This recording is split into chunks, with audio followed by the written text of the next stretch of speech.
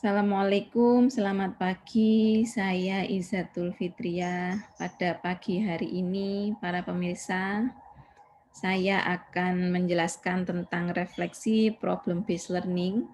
Jadi problem based yang saya angkat pada pagi hari ini yaitu tentang keberhasilan program pelaksanaan vaksinasi COVID-19.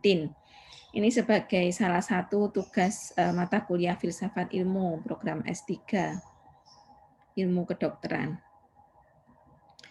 Saya dibimbing oleh Bapak Adib.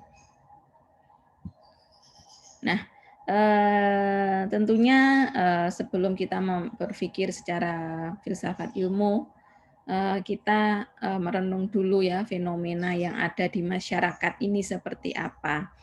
Khususnya dalam pagi hari ini saya akan membahas tentang vaksinasi COVID.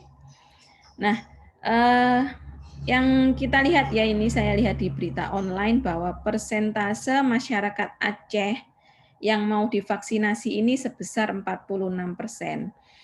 Artinya apa? Masih ada 54% lagi masyarakat Aceh ini yang belum mau, artinya masih ragu atau benar-benar tidak mau divaksin ya. Jadi ini ada 54% yang terbagi dalam dua golongan tersebut. Kemudian di Sumatera Barat ini juga hanya 47% yang mau divaksin. Artinya ada 53% ini yang tidak mau atau belum mau divaksin. Nah ini ironis sebenarnya ya, karena yang kita ketahui BPOM ini sudah memberikan izin edar dan izin pemakaian ya lebih tepatnya ya untuk vaksinasi COVID di Indonesia. Nah, ini di Jawa Barat juga yang saya lihat di berita online ya, ini ada 9% warga yang menolak untuk vaksinasi. Dan 43% ini masih ragu ya, belum mau, ini masih ragu, belum memutuskan. Kemudian 47,1% ini sudah yakin mau divaksin. Padahal di Jawa Barat ini 93% warganya ini sudah tahu tentang vaksin COVID-19 atau vaksin corona. Nah, ini mengapa ya terjadi penolakan? Setelah ada fenomena-fenomena ini, saya mencoba juga melihat dari aspek mengapa hal ini terjadi di masyarakat. Yang pertama ini karena beberapa ahli epidemiolog ini menyebutkan bahwa sanksi ya, sebenarnya sanksi yang diberikan itu juga masih dilematis ya. Karena apa? Sebenarnya mungkin kita bisa mencoba dulu pendekatan secara masif ya, pendekatan atau kampanye yang secara masif tentang manfaat vaksin. Kemudian juga mengcounter isu-isu hoax yang ada di masyarakat tentang efek sampingnya. Karena justru mungkin kalau hanya diberikan sanksi tanpa dijelaskan dulu tentang manfaatnya, itu juga akan menimbulkan keraguan pada masyarakat. Nah, kemudian berikutnya mengapa terjadi penolakan ya? Memang ada beberapa kelompok ini kelompok yang anti vaksin ya, dan ini menimbulkan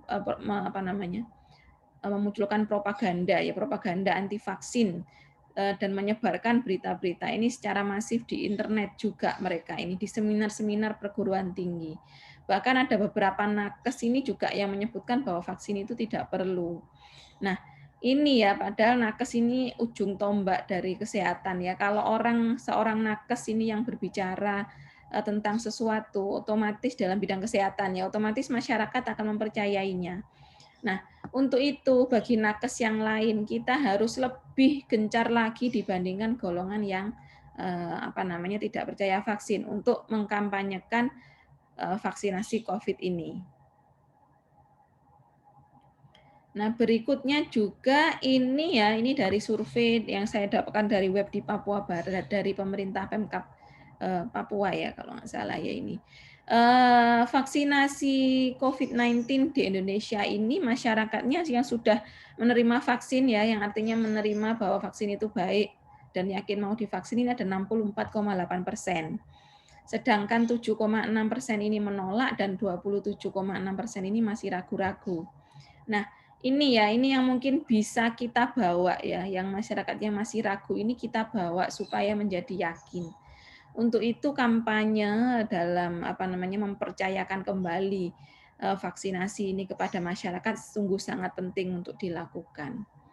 Nah, dari web ini juga disebutkan bahwa alasan-alasan mereka tidak mau belum bisa menerima vaksin ini yang pertama adalah tidak yakin akan keamanan vaksin.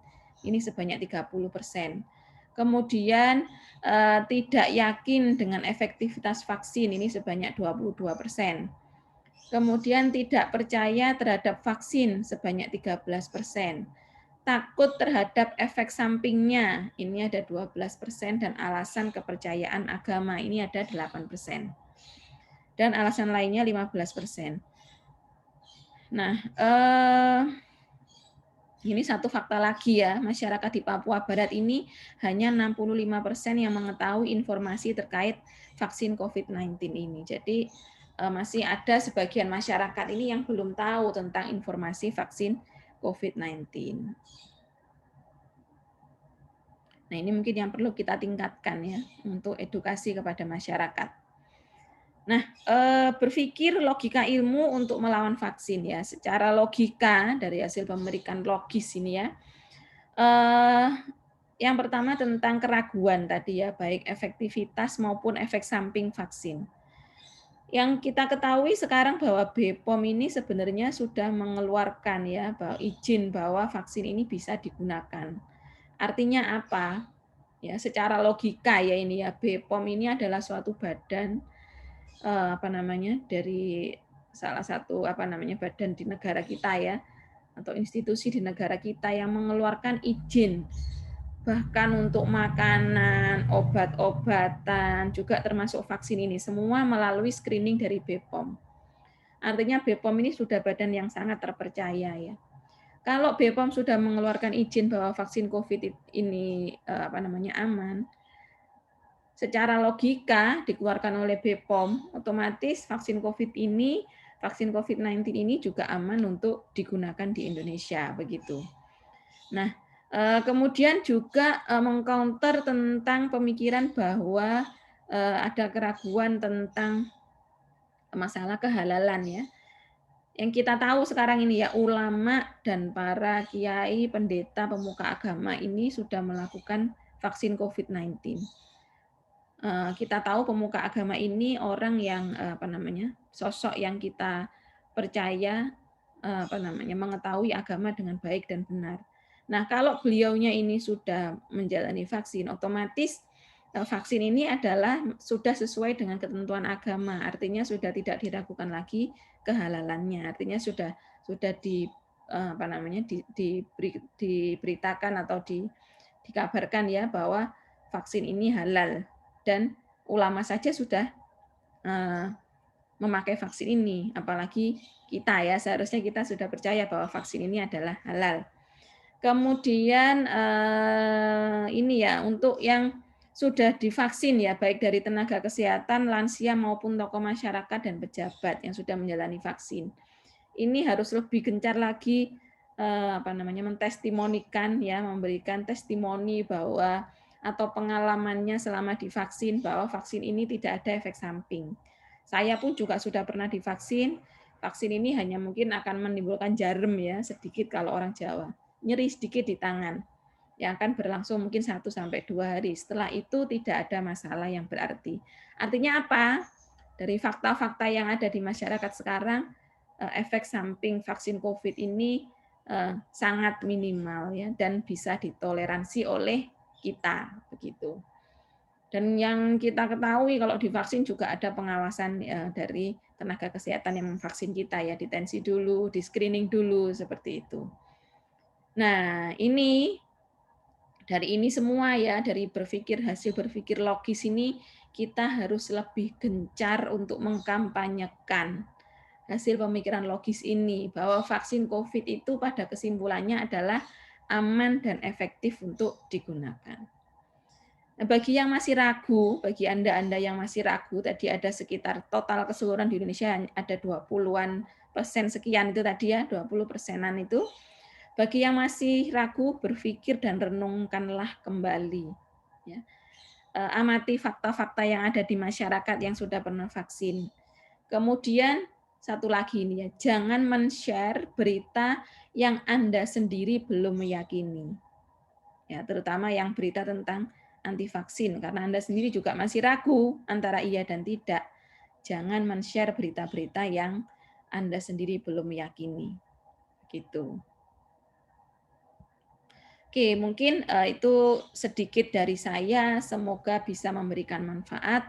Apabila ada kesalahan, saya mohon maaf. Selamat pagi. Wassalamualaikum warahmatullahi wabarakatuh. Salam sehat selalu. Semoga pandemi segera berakhir. Terima kasih.